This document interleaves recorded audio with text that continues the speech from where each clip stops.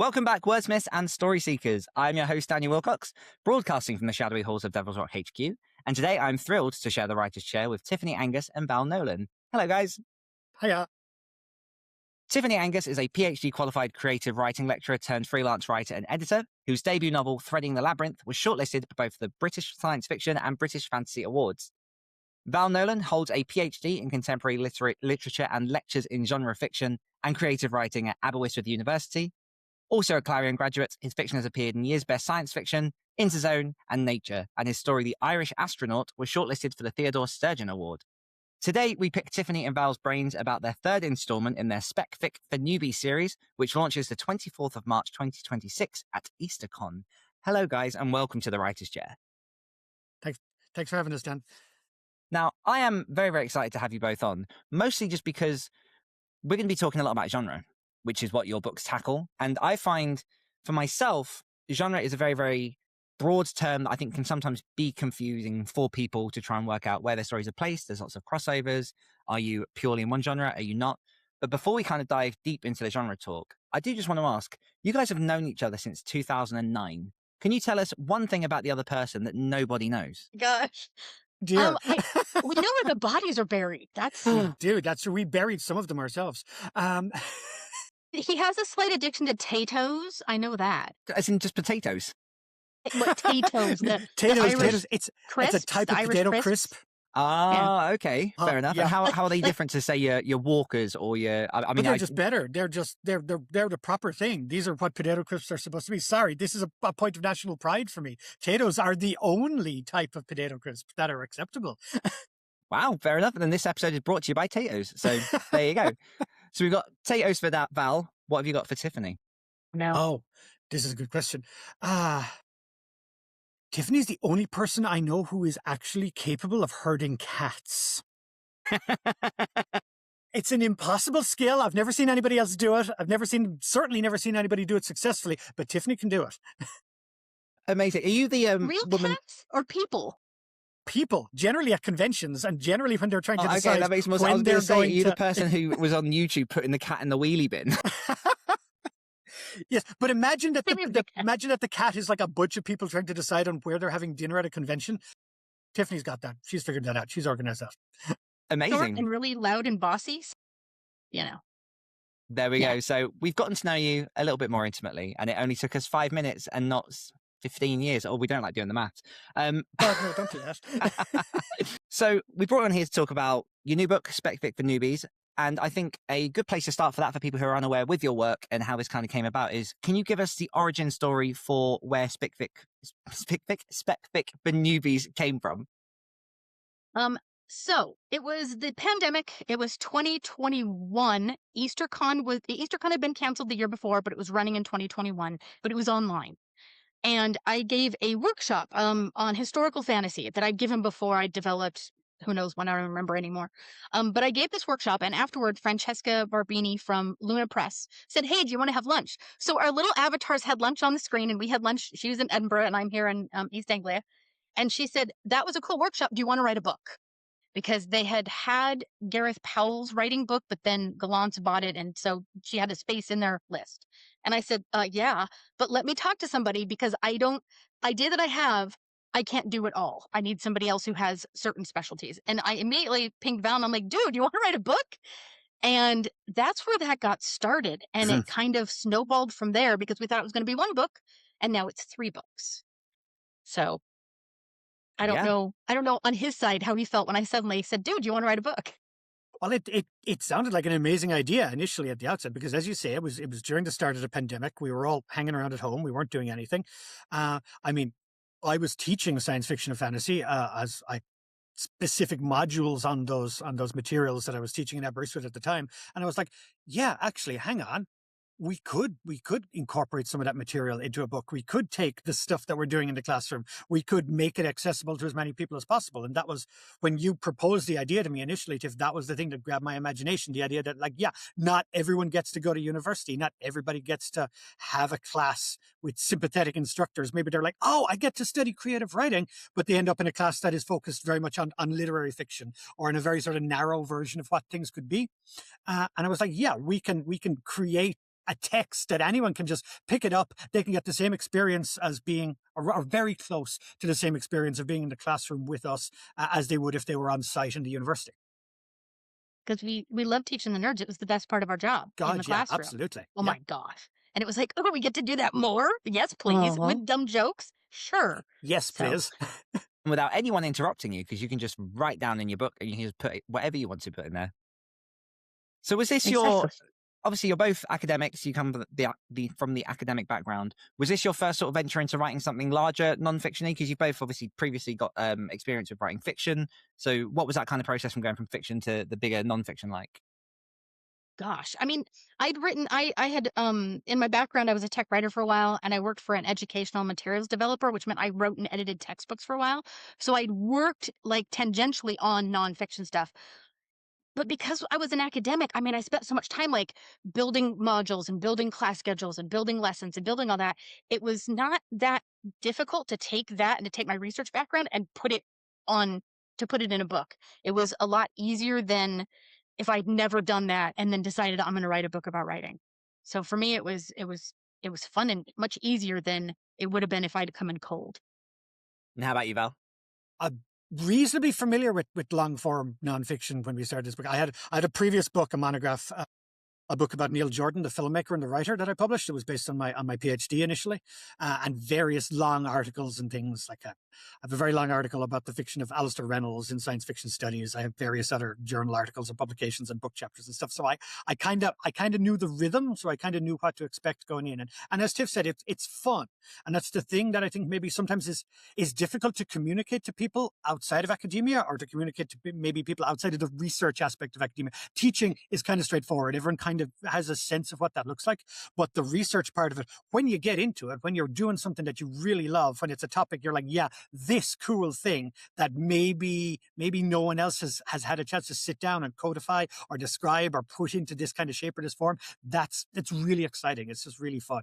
Maybe this is an ADHD thing, maybe this is a hyper-focused thing, this sense of like, oh, this thing, I want to do this thing. Can we do this thing? Can I do this thing for like 5 more hours, please?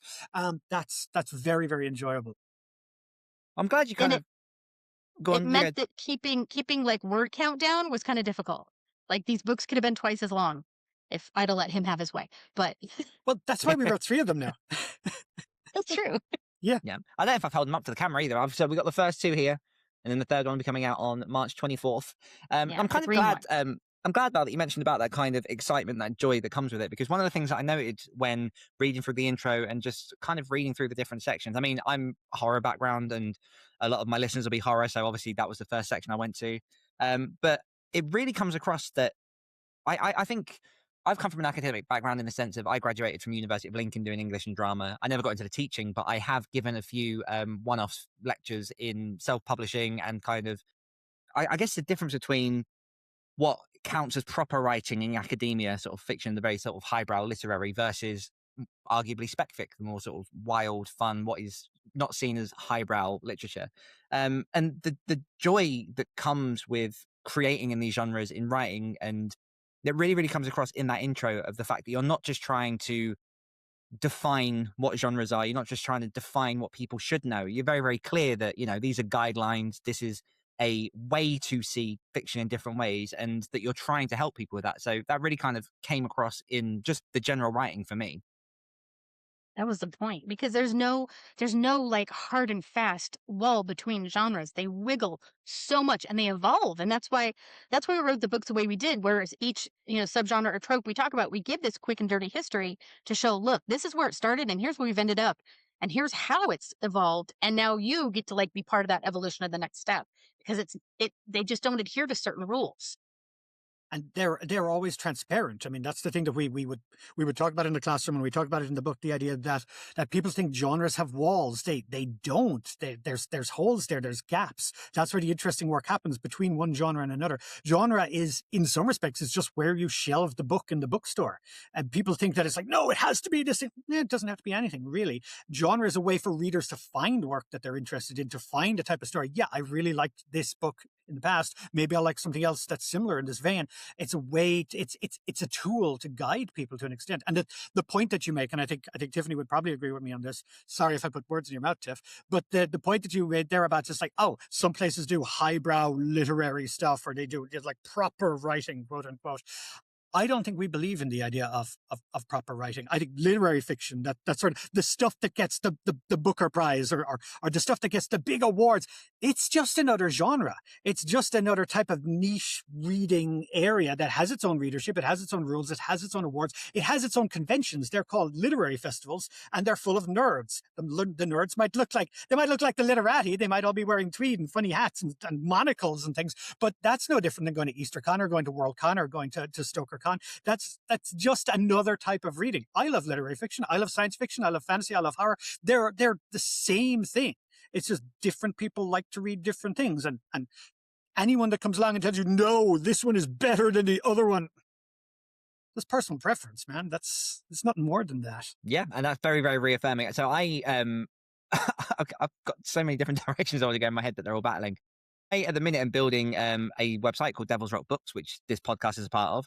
And one of the difficulties I found in trying to set this up is essentially what I'm building is an archive for horror. So the main USP behind it is it's human curated horror. And that means that I'm trying to stay away from the AI slop. That means that when people come to the site, they can get recommendations that aren't necessarily just, here's the top 5 publisher lists of the big horror there. It's not just indies. It's I'm trying to strip away a lot of these like, oh, it's indie, it's trad and everything. Just people who love horror can come on and just enjoy the horror.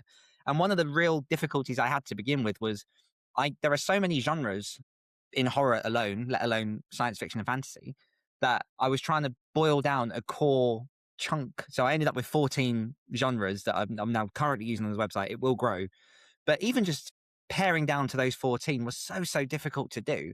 And you have a book that is taking on that challenge. So what was the thought process behind the genres that you are including and how you're kind of approaching bringing out each book? Is it what are the most popular? Is it just what you fancy putting in there? How does that work? When we sat down and we said, okay, let's brainstorm on like all the subgenres we can think of. And we made a big old list.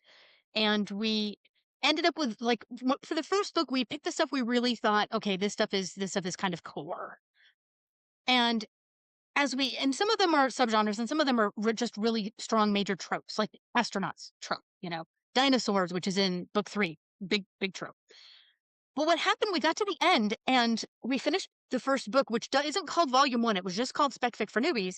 And we were doing the editing and doing the proofreading and stuff. And I said, we've mentioned space opera in this a few times and there's no space opera. We haven't talked about that. And we said, we have more for another book. And we went through the list again and we came up with table of contents for book 2 and a book 3. And setting those up was, we didn't have a science behind it, but it was trying to make things kind of balanced between subgenres and major tropes. So, we didn't have one book that just ended up with tropes and one with just subgenres, but we kind of like interspersed them. And then we'd have a meeting to try to figure out what order to put them in. That was always a fun meeting. But we picked stuff that was just stuff we loved and stuff that we knew had a history. Like for instance, romantasy is not a section in the 3rd book. We mention it in the 2nd book, but it's so new the way it developed, and it comes from a background of fantasy and paranormal romance that it didn't make a lot of sense to try to create a section just for that because it is so new and we needed sort of more to work with. What do you have? I'm sure Val has something to add to that I'm forgetting. Well, a lot of the stuff, a lot of the stuff in book 1 comes directly from classes we were teaching at the time and comes directly from sort of material that we were like literally we would do in the classroom maybe that week. We'd be like, oh yeah, actually that came up. Let's port that into the book. Let's discuss that at the time. Once we sat down and like Tiff said, the moment there about will we do more? Will we do another book? We started looking at that book 2. Book 2 is a lot of stuff that we were like, yeah, now we've sort of proven the concept. We know that we can talk about this crazy nerdy stuff. Let's do some crazy nerdy stuff that we're super into ourselves. So there's stuff in book 2 there, like astronauts you mentioned. There's a section there on submarine stories. There's a section there on mysterious islands. There's stuff there that are, real tropey sort of old school stuff that you're like, yeah, these are cool stories we've always wanted to talk about.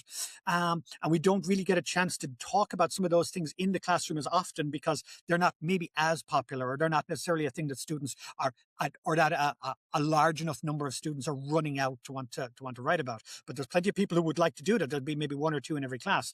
And the third book I have kind of conceptualized in my head as being the thing that sort of ties everything together. There's a lot of stuff that's going to come out in book 3 that's sort of in conversation with subgenres and tropes that we discussed in book 1 or book 2. Like we do aliens in book 1 because it's a really sort of core thing. In book 2, we do first contact stories. And then in book 3, we're like, oh, actually, where's the dividing line there? Where's the meeting point? We look at things like alien abductions in book 3, because again, that's sort of like this, it's in conversation with them. And book 3 was this opportunity for us to say, yeah, that permeability of the genre boundaries that I was talking earlier on, it was a kind of an opportunity to demonstrate some of that. Really thought you were going to say it in book 3. We're wondering, where's the anal probes? But you didn't.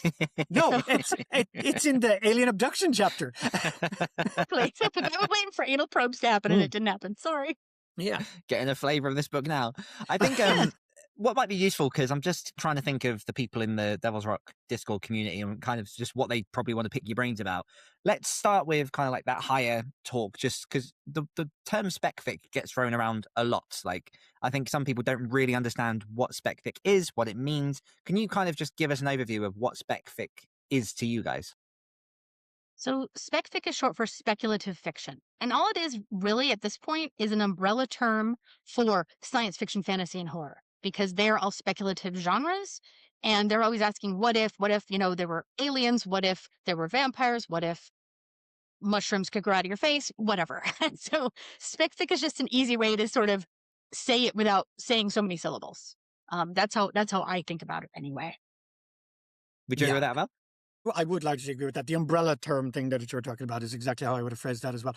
Spec fic is not literary fiction, is the way. Spec fic is not mimetic fiction. Spec fic is something that there is something different in it. There's some kind of novum. There's some kind of thing has been changed. There's the sense of this is not necessarily taking place in exactly our world. Oftentimes it'll be a version of our world. It'll be 5 minutes in the future. It'll be 5 minutes in the past. There'll be a monster. There'll be something tweaked. There'll be an element there. There'll be a secret history. There'll be something that is different or changed from reality, but it's not trying to ape or mimic reality. It's trying to do something a little bit more exciting, perhaps a little bit more interesting, invigorating.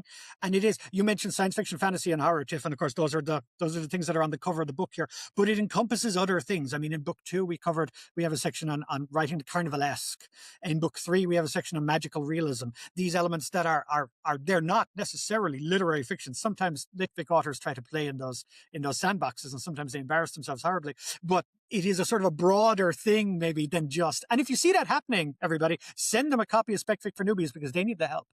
But yeah, it is broadly non-mimetic, sort of non-realist writing. And it's kind of a political term in a sense, because if you say to a lot of readers, oh, this is science fiction, a lot of readers, their automatic reactions, ooh, I don't like science fiction. Mm-hmm. But if you'd say it's spec fic, speculative fiction, or you tell them what it's about, because science fiction isn't all aliens and, UFOs. There's so much more going on. And they suddenly will start to realize, at least that's part of my job in the world, is to bring them to the dark side, to say, no, like, you consume way more spec fic than you think you do. You say, oh, I don't read science fiction, I don't read fantasy, I don't read horror. But the stuff you're watching on TV or at the cinema, or even some of the books that you're picking up, actually is this. And so spec fic is sometimes used to, like, tamp down on the cooties a bit. So it's the best way I could be able to describe it. To get past that wall that some people have up about genre fiction, where they think, no, I don't do that. That's pulp. That's garbage. And it's like, no, actually, you do. You just don't realize you do. They've been consuming it all the time without realizing it. Like you said, it's like half the stuff in these books is descended from the Gothic. It's descended from Mary Shelley. It's descended from Gothic horror. It's all there. It's just percolated its way out into everything else. I mean, God, I watched the trailer for the new Wuthering Heights movie the other day, and I was like, yeah, this is a sort of a Gothic body horror. What the hell is going on here? This is, and people are going to go see that, and they're going to be like, no, I'm not watching spec fic. But maybe you are, maybe you're not, maybe you kind of are. I mean, people watch TV shows about all these things. They sit down, they watch crime dramas. They're essentially watching like forensic procedurals. They're watching body horror that's happening on that. They're watching people, solve mysteries with science. It's all there. And the converse of that, of course, is that they read so many things that they think are just straight literary stuff. And it's just fantasy. Like I read a book lately, I was reading it for a review, and it was like a mainstream piece of literary fiction about a family someplace in America. It's with a big house and a big farm, and there was drama and everything. And I was just thinking, it's like, this is a fantasy.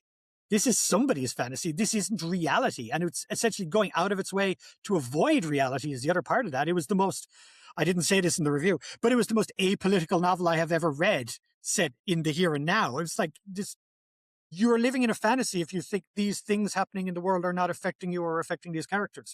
But you will see that in science fiction and fantasy and horror all the time. It might be metaphorical, it might be allegorical. There's a sense there in which these things are stories about now. They're stories about us in all cases. And people are like, oh, no, that's in the future.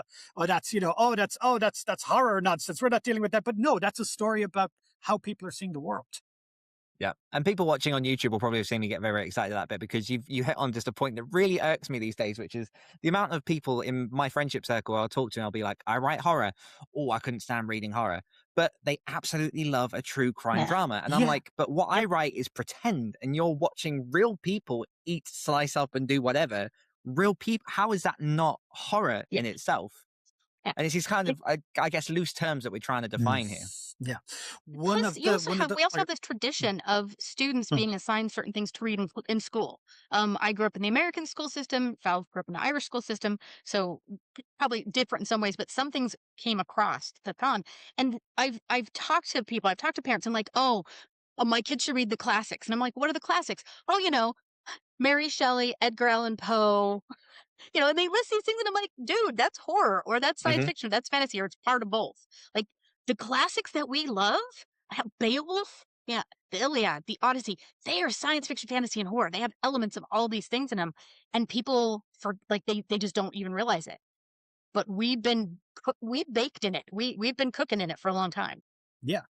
I mean, you mentioned the Irish school. The Irish school system was growing up in a horror because they would hit us and they would beat us, and half the children got horribly abused by those people, by those teachers. It was terrible. Till I was 13, we had it too. We had corporal punishment in my school until I was like 13. Yeah, wow. No, that's not on. That is not a way to teach people. But you're talking there about the classics, and you're talking about these people who are like, oh, the Odyssey is amazing. You have to read Ulysses. It's an amazing version of the Odyssey, and it is. It's great and it's fantastic, and it is not as hard as people think it is. You know what's just as good a version of the Odyssey? If you're like Ulysses 31, if you watch that old like French cartoon, it's crazy. That sort of stuff. These stories are consistently being retold and retold and retold. You talk about Brother Where Art Thou does it too. Yeah, exactly. Yes. And that's as much a fantasy as anything else. And it's magnificent. One of the most useful things we used to use in class in terms of set texts was a piece of nonfiction actually. We used to do it in the dystopia class that I used to teach, and it was an interview with a woman who used to be a cable repair person in the States, and she used to go into people's houses to fix their TV, and the things that she saw would chill you to the bone. Just awful, like people in cages and people being abused and people in horrible relationships where their partners were beating them and hurting them. And it was just terrible. And she couldn't do anything about it except record it. But we used to use this as an example to the students that, these stories are all around us. You want to write a dystopian story, or you want to write a horror story. It's not just, it has to be set, 100 years in the future in some sort of fascist version of reality, or it can actually be set in the here and now. These stories are happening around you. You don't see them. And that, as much as anything else, is part of the really horrifying part of it. You don't see it. It's hidden. It's concealed. It's withdrawn from us. But once you start to peel back the curtain on that, you realize that the inspiration for these tales that will be really terrifying and will really stay with a reader is there. It's all around us. Yet look at your nonfiction as much as your fiction for your inspiration there. I wonder if Joe Hill got the inspiration for Best New Horror from that article, because my gosh. I'm not sure. I mean, let's ask him next time we meet him, but Well, you kind of, so we're going down the rabbit hole here of horror. And when I picked up the book, obviously as a horror author, I've been doing this for sort of just over 10 years now. And obviously the first thing I'm going to do is look and see what your description of horror is, your explanation of how horror is and everything about it. And I was actually surprised because you said you define horror in a way that I haven't heard it defined as this before. And it really resonated with me in a way that I was like, absolutely. And you put in this intro that horror is about the upsetting of order.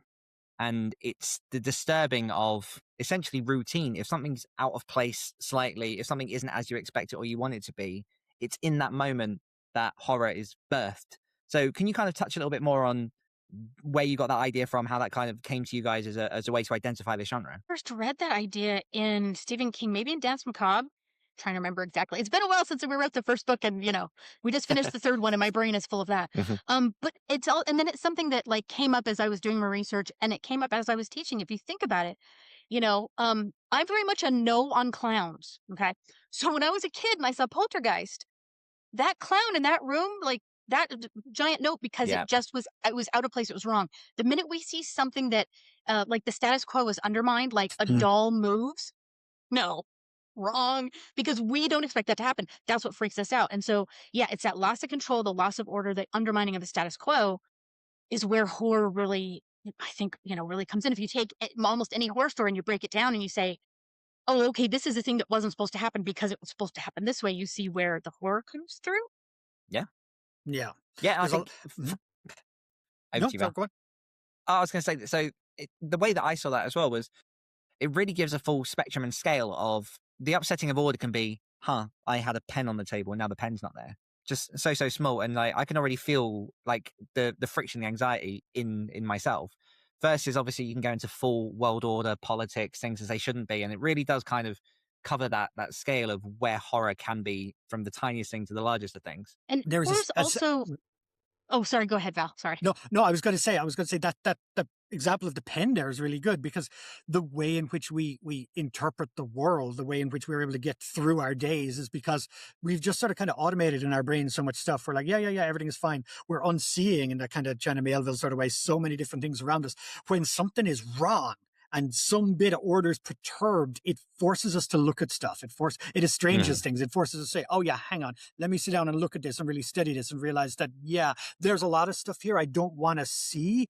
And that disturbance in the force, if you will, that disturbance in the order makes us pay attention to things that we don't want to pay attention to. We don't want to see. We want to pretend that they're not there. And those are the things that frighten us, and those are the things that horrify us. And there's also this thing. So Farah Mendelssohn is a critic and an academic, and she wrote a book called Rhetorics of Fantasy, and she talks about. In that one, she talks about fantasy, but it's widened as well, that there's different kinds of rhetorics for different kinds of genres. And fantasy and horror are rhetorics of the sentimental, not being sentimental in the sense that we think about like Hallmark cards, but the sense of it's about feeling. It's about the point of view of I and how I feel and how things around me make me feel. Whereas science fiction, it's like logic and evidence. And there's other genres and subgenres in there.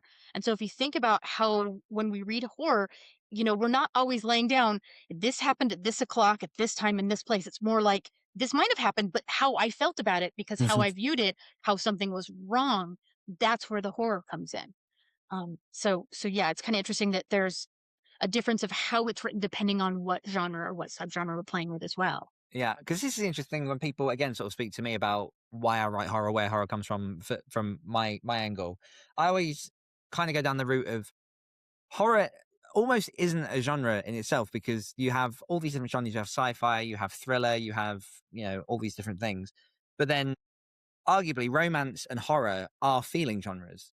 They are more plugged into our kind of primal selves and those really strong emotions. Obviously, like, you mentioned Beowulf and all these early stories, like fear was a driver for early humans to survive. They were stories of warning to help people survive and for the human generation just to keep on moving.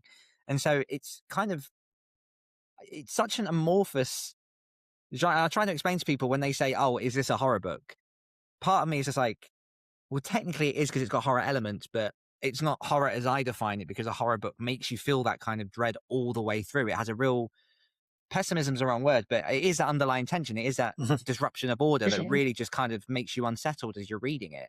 I don't know if you've kind of come across that as well. You see it a bit sometimes in, Tiffany mentions Farah's book there, the Rhetorics of Fantasy, which is great, which I consider to be like one of my holy books almost, is Rhetorics of Fantasy. But there's another great book. I don't know if you've ever come across Mark Fisher's The Weird and the Eerie. It's a very, very slim book where he breaks down these two their atmospheres, their emotions, their effects, really. Like the weirdness is defined in one way, the eeriness is in another way. It's about things being in places where they shouldn't be, or something not being where it should be. There's a sense there of, again, that disruption of order, but he discusses it in a very sort of, it is in an academic way, but it's very approachable. It's very sort of, it's very understandable. It's a great book to read at Halloween. If anyone is planning their autumn already, I'd recommend you read that. You'd sit down, you'd read the whole thing in the evening. I think I remember I did that one year, actually. It was a lot of fun. But yeah, yeah, that sense of atmosphere. I keep coming back to that word. That's really what it's about. And you're right in saying it's kind of there the whole way through, and it rises and it falls in its own rhythms, Yeah. perhaps depending on the author. And I think you can think of horror also as a mode. I'm a Clark Award judge this year. There's 100 books on my floor right now. When we were in a meeting having a discussion, and one of the books came up, and somebody said, "But it's horror." And I said, "But it's science fiction. Like, you can have horror science fiction, you can have horror fantasy. Horror sometimes doesn't always work as a genre because it's that lens through which you tell Yes. a fantasy story or a science fiction story. You know, Frankenstein. We mentioned. I don't even know how many times we might mention Frankenstein in the books as many times as we mention Star Trek. That is not a dig. That is such a subtweet. That's the biggest subtweet ever. Val. No So, but regrets. it's it's horror. It's science fiction. If she had written it differently, it wouldn't have been horror. It would have still been science fiction. But it's. I think sometimes it's up to the reader as well. You know what freaks them out, what pings them, what gives them dread. You know, horror for one person isn't necessarily going to be horror for somebody else. And there's that weird line as well. Yeah. But yeah, I think And of it as a mode sometimes. absolutely. And in terms of the book and how it's constructed, as I say, you've got your sections, you've got sci-fi, you've got fantasy, you've got horror, and then you break these down into the different genres. And what I like is it's not just, you obviously give an overview of what that genre is in your own words and kind of your experiences with those little subgenres and things. But then you've also got examples of other books that fit within that. So people can see with their own eyes and kind of get a real sense of what you're talking about. But then you've also got prompts and exercises as well to help people potentially start writing in those genres. So how have you found these books have been used in the real world to help people write and get better with that? So if someone was to buy the book, put it on their shelves, what benefit would they get, in your own words, from that? Before about I think they would find a very welcoming sort of introduction to the individual genres, as you said. I think they would find that we're essentially giving them permission to try new things. We're essentially saying, hey, you mightn't have written this before. You mightn't even have really had a good overview of what this genre was or the subgenre was in the past. But maybe you're like, yeah, I might want to try it. Our idea here was essentially twofold. One was to make sure that people had enough examples that were current. The history sections, the brief history sections in the book, they're not just like this happened in 1847 or this happened in 1900. That's there at the start part, but we bring it all the way through. This happened in the 1980s. This happened in the 2000s. This happened in 2016. We want to make sure that people know that these are, yeah, exactly, that these are living genres, because that's the stuff that's really relevant to the people writing today. In fact, if somebody wrote something 150 years ago, yeah, that's great. That's cool. Probably still worth reading if we mentioned it, but that's not who your contemporaries are in the publishing marketplace today. That's not, and I don't want to call them competitors, because it's not a competition. That's not what it is. But that's the marketplace today is defined by the stuff that is being published today. So we make sure that we ground people in that, not just in the deep background history, but in the contemporary stuff. And then the exercises and then the additional prompts and things are there to get people thinking and get them writing, to get them sort of give them a structure. And that's something that we find in the classroom. You can walk into a creative writing classroom and you can say, yeah, guys, write a book about Gothic fiction, or write a story about urban fantasy. Go, I'll call back to you in an hour. And that doesn't work. You need to be able to say to a student, especially a novice writer, especially someone who's like, maybe, I'm not entirely certain what I'm doing here yet. You need to give them some kind of structure. And that's what the prompts and the exercises are for. Many of which are based on things that we've used actually in the classroom. The idea is, yeah, do this, do this, do this. Write a story that has these three elements, or write a story that begins in this way. Take it off in a new direction. There's a sense there of trying to give people a framework. We hope that they bust out of the framework. We accept, and I think we mentioned this in the introduction in book 3, that failing in this process is crucial. Failing and making mistakes, and I'll let Tiff talk about that. That's really important. We're giving people permission to make mistakes as well. Get better by doing things. Tiff. yeah, absolutely. We're so afraid sometimes. So I've spent my life, basically my grown-up life, teaching people how to write and coaching writers and talking about this. And one of the things that comes across quite often is that they're so afraid of making a mistake. And I have to tell them, like, kittens aren't going to die if you write a bad story. Like, it's just paper. It's just, or it's on your computer screen. Like, nothing terrible is going to happen. And it's not written in stone. You're just basically like putting your ideas down and you can change them. Nobody's going to see them unless you share it early, which you shouldn't do. But it's okay. Like, the more you fuck up, the more you screw up, the more you can figure out how you went wrong and fix it. If you have this idea of perfection in your head, you're never going to meet that ever, ever. It's going to make you crazy and you're never going to write. So if you allow yourself to just be crap at it, that's fine. That's fun. And so failing is like really important. And the other things we do too is, like Val was talking about, the examples that we give. We give examples of stories, novels, TV shows, movies, comics, manga, whatever we can find. We can't touch on everything because, my gosh, we don't have space for that. But one thing I used to tell my students often, they'd go into a classroom, and if the teacher would let them do science fiction or fantasy or whatever, quite often what would happen was, oh, you need to read the classics. Ain't nobody got time for that. Like, I'm sorry, writing about science fiction from 1950, you don't have time to read 80 years of science fiction or fantasy or whatever. You just don't, nobody has time.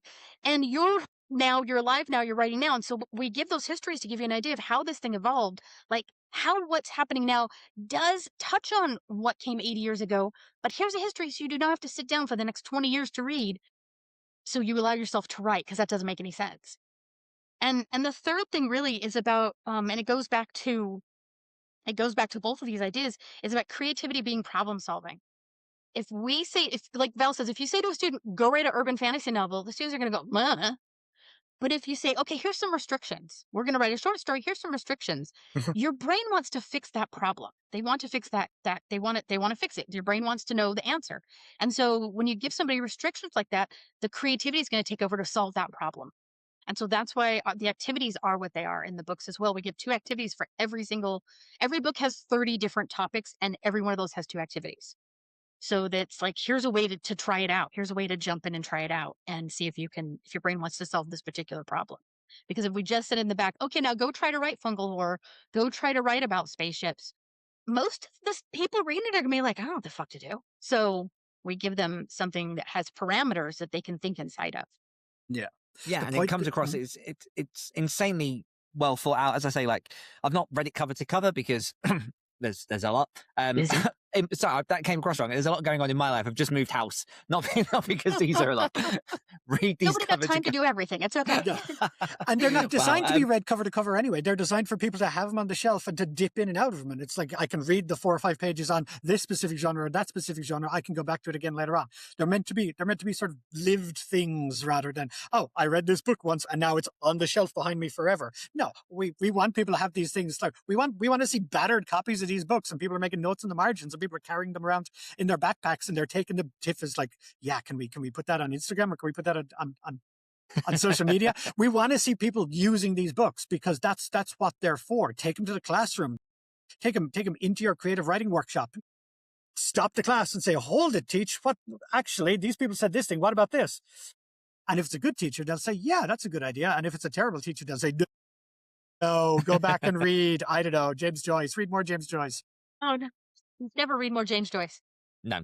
It is incredibly refreshing to hear people like yourselves talking about the contemporaries rather than the classics. Because again, like, I went through the university system, I've taught a couple of classes at these places, and it does just seem to be a real emphasis on the classics. Like, I did an English degree, and people are like, oh, that must have helped you become a writer. And I was like, no, we read Ulysses and we read Wuthering Heights and all of these, like Pride and Prejudice, and like they didn't give me anything that I could say I've contributed. The most I've learned about creative writing has come from the contemporaries. And as you say, they're all listed in here under the different genres. A flash, I can see James Herbert in there, which, that's more, is that 80s now, 70s, 80s? But yeah, it's still back, very, very relevant, very, very clean prose. I'm a big fan of James.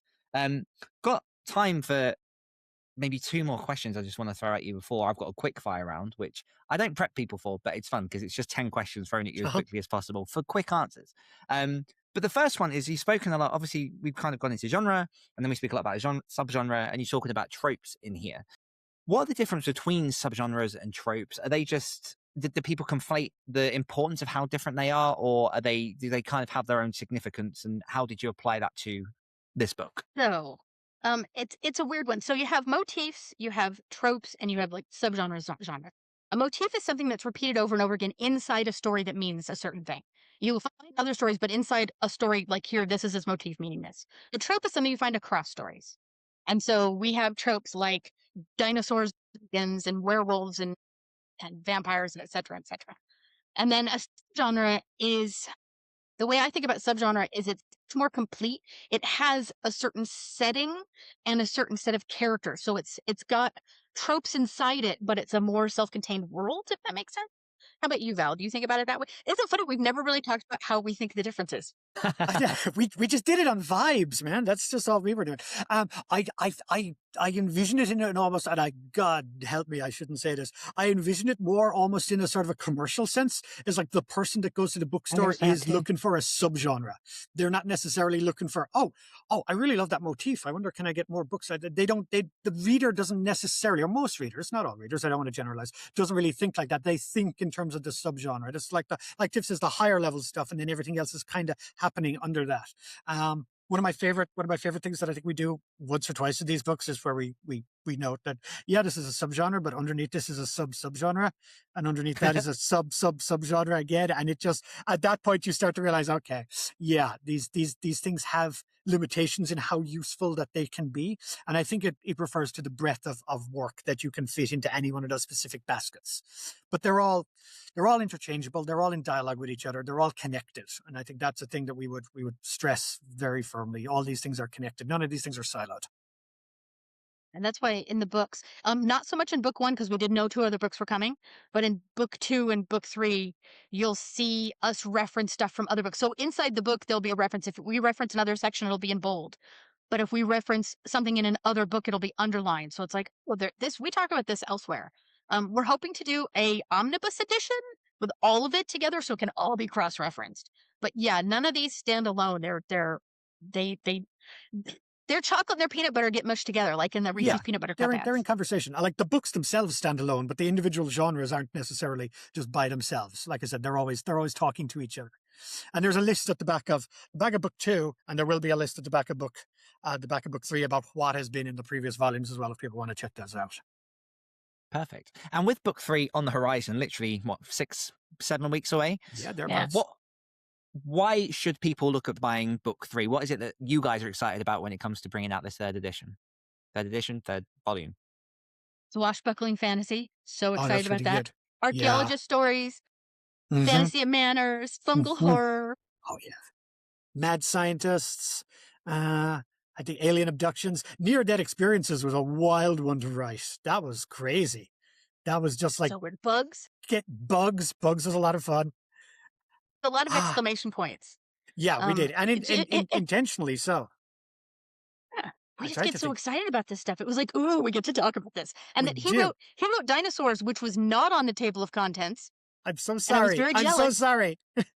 Not sorry. You're not sorry at all. I'm a little bit sorry. 6 months ago, he goes, I'm sorry, but I wrote a section and it's not on the table of contents and you don't know, but it's dinosaurs. And I was like, you wanted to write dinosaurs? Just got it in my brain one day, and I was like, this is really cool. But we do, what else we do? We do Terraforming Tales. We do Space Academies is a lot of fun, actually. And Tiff will give out to me for bringing up Star Trek again. But especially now that Starfleet Academy has just come out, and we'd written this section and submitted it all before the show even started. We mentioned that it comes out. It's like, it starts soon.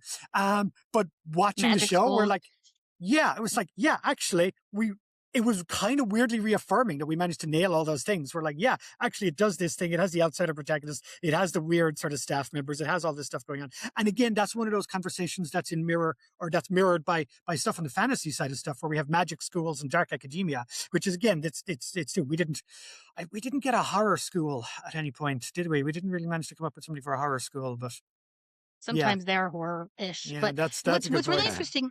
What's really interesting too is like things like what you just mentioned, like Space Academies and Spy-Fi. And in the first book we have urban fantasy. Is that where we talk about what people think of as not spec fic, like crime fiction. We talk about that where we cover urban fantasy. We talk about crime fiction. We talk about romance a bit in paranormal romance. In Spy-Fi, it comes up like, and space procedurals is crime procedurals, lawyer shows, doctor shows, that kind of stuff. And so people can see that, Oh, that stuff I love on TV, like Law and Order, which my family calls Dun Yeah. Dun.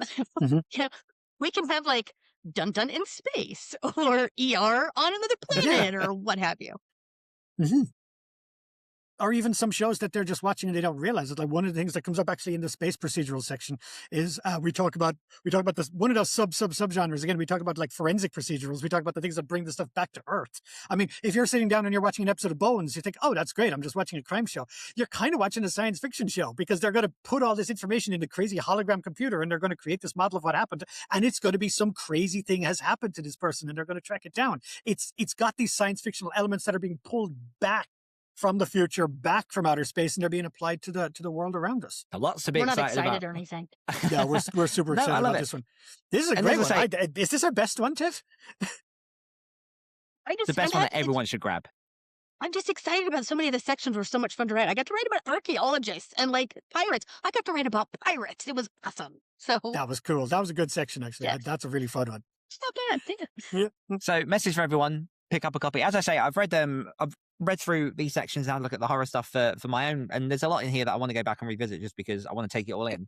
But that kind of excitement that you're hearing from Tiffany, from Val, really does come across in the writing. And it is a fun book. And I think a lot of sort of more non-fictiony texts tend to not be dry, but be a bit more instructive. And you feel like someone's kind of like telling you a thing, whereas this just kind of feels like you're bouncing ideas around, you're having a bit of fun, you're explaining what's going on. So I encourage people to pick up Volume 3. But we are now going to have to go into my quickfire round, which I'm very excited about. Because there are two of you, I've got to do it slightly differently. So how we'll work this is one of you will go first and we'll alternate how we do that. So do either of you have a preference of who would like to go first? Nope. Make him go first. Okay. Fine, I'll go So- first then. Okay. So I'll ask a question, Val, Tiffany, and I've had to put in a few extra ones just to balance it out because otherwise it wouldn't have worked. But we're fine. Are you ready to go? I'm 100%, maybe 98%. I'm 98% ready to go. Let's do it. Okay, question 1. Do you most commonly read ebooks, paperbacks, or audiobooks? Paperbacks. Okay, Tiffany, character first or world building first? Oh, world building. Val, what's one totem or quirk you cannot write without? Oh, a character Your having stupid pen. my stupid pen. Oh, I was going to say something about a character. I was going to say, yeah, characters having sort of like becoming something new or transforming into something new. But yes, I love my pen. My pen is my I need this. That is a good pen. Tiffany, would you rather extend the deadline or pull an all-nighter? Man, I've done both. I'd rather pull an all-nighter because I don't like to be flaky, but I have extended deadlines when I had to because mental health is really important. Val, teleportation or invisibility? Teleportation. Straight off the Tiffany, bat. Visibility. Do you write your first drafts fast or slow? It depends. It depends. Like if I know where something's going, I can write it really fast. But for this, I tend to write fast if I know where it's going. So I'd say fast. Yeah. Unlimited books or unlimited snacks, Val? Oh, that is an impossible question. I refuse to answer that. Fair. It puts me well within your right. Tiffany, would you rather have a talking cat or a talking sword? Yeah. Talking cat. Okay. Val, what's your favorite writing spot? Oh, probably. Oh, I'm such a cliche. I used to spend an awful lot of time writing in the corner table of the Starbucks in Aberystwyth. I did. I do Costa. Yeah. Cliche. yeah. Yeah. Tiffany, do you prefer silence or music while you write? It has to. Okay, so it depends. If I'm writing, I need to listen to music that has no lyrics because I can sing and write at the same time, and it's a terrible talent to have. So I do listen to music, but it has to be like soundtracks from movies and stuff. Same. Yeah. I will say, and I'm not going to shout out their name, but if they're listening to this, they know who I'm talking about. I do know a writer who listens to audiobooks while they write, and I cannot fathom. The It hell? works. I know it Brains works are for them. amazing. No. Oh my It's- god. Yeah, there's some gift behind that. I've got 2 more questions, and each one will go to both of you because I felt it was unfair to just ask one of you. What is your favorite book? Oh shit. That's just mean. Can I go back to the question about unlimited books or unlimited snacks? No, that's not how this works. Oh, that is. Oh, I mean, it depends on the day Just of the mean. week. Oh, this one. I love the red one, but Yep. but the blue one is also pretty good. For people Wow, that listening was on the cheap. podcast, they're holding up Spec Fic for Newbies. Well, it's going to go Somebody bad what if their I pick up favorite anything child else is. off my desk. It's going to go terrible. Like that's the other thing on my desk right now. So God, nobody no. Why do wants you to have read that? that. Nobody wants to see that. Nobody wants to read Derrida. Ugh. Once I was done with any theory at university, I was done. I never made my students do theory. Blech. Yeah, I can't. That is just the meanest question ever. What is your favorite book? The Troop by Nick Cutter. Yeah, you had that ready to go. You You were knew ready. what was You coming. knew it was gonna. You knew Oh, it was I coming. do this every week. I'm on it. Yeah. That's okay. We can move past that one if you don't want to pick one of your babies, or I'll let you pick two. I think The Stand, because I read it when I was like 11, Great. Yeah. which was a weird time to read it, and I love it. It's Yeah. terrible, but I love. Erica Zhang's Fanny Hackabout Jones. It's dirty as fuck, but I love it. I shouldn't have read it at the age I read it. So there you go. There's two.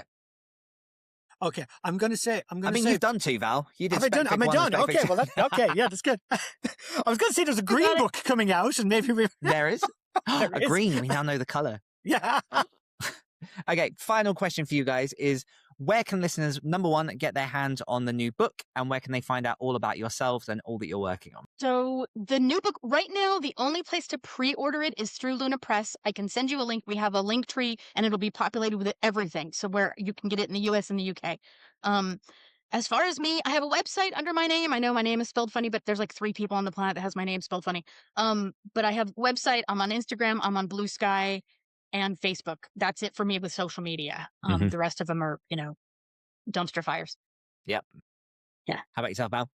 I'm on Blue Sky. I'm on Facebook. I should probably update my blog at some point. So that's that's basically just fossilized someplace like deep underground at this point. Hey, we were talking about archaeology and dinosaurs. You're right. It's an object lesson. Yeah, but mainly Blue Sky is where I hang out in terms of social media these days. Perfect. So everyone watching on YouTube, I'm holding up the 2 books. Everyone listening on the podcast, I'm holding up 2 books. Spec Fic for Newbies 1 and 2 are out. Number 3 comes out on the 24th of March. And that is a wrap. So thank you so much, Tiffany and Val, for joining me this week on the Writer's Chair podcast. Thank you so much for having us. It's been a lot of fun. And an especially big thank you to you, our listeners, for tuning in. Before you dash off, if you're craving deeper conversation, writing advice, or just fancy hanging out with fellow readers and storytellers, why not consider joining the Devil's Rock community on Discord? I'm on a mission to build the largest online space for fans of horror and dark fiction, a home where writers and readers connect, create, and thrive together. It's free, open to all, and always crackling with inspiration. So if you're ready to fill up a virtual chair, head on over to devilsrockbooks.com/podcast and jump on in. And until next time, my friends, write bravely and dream dark. Thanks again, guys. Thanks a lot.